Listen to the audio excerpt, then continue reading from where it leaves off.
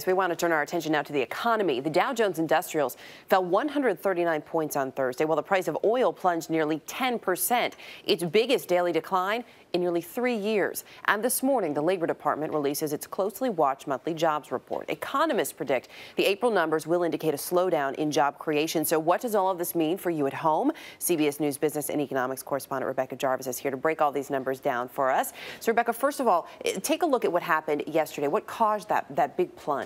Yeah, well, basically what this is the markets taking a reality check. So far this year, stocks are up 9%, and Wall Street is sort of scratching its head at this point and saying, is the economy really improving? Does it warrant this big uptick in stocks? And they're taking a step back because this week we've gotten some data points that show that things are maybe not progressing as quickly and as well as people were anticipating. Well, the number one concern for most Americans, economists aside for Americans, of course, is jobs. In terms of this report that we're expecting later today, what's the expectation? The expectation is that the economy in the month of April added 185,000 jobs. And as you can see, and as you mentioned at the beginning of this story, we've been running along here at a pretty solid pace. The issue with 185,000 is that, in fact, it's lower than what we had in March, and people want to see a continuation in growth as opposed to potentially slowing that down. So hearing that we're expecting lower numbers isn't as encouraging. Exactly. Obviously.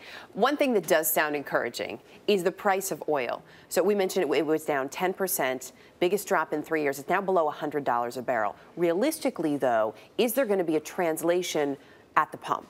There may not be a translation at the pump for a few weeks. Right now, the price of gasoline is $3.99 a gallon. Okay, that's your national average. What it would go to is $3.61 a gallon if prices were to fall as rapidly as oil prices fell yesterday, back below $100. It's going to take a while, though. There's generally some lag time, but economists expect that's the kind of price you might be paying. If oil prices stay here, that's the kind of price you'll be paying around Memorial Day. So sounds good, but a lot of big ifs there. A lot of big ifs, but it has to trickle through the economy. That's what we're looking for, a better gas number trickling through the economy and being more positive. All right, Rebecca, thanks.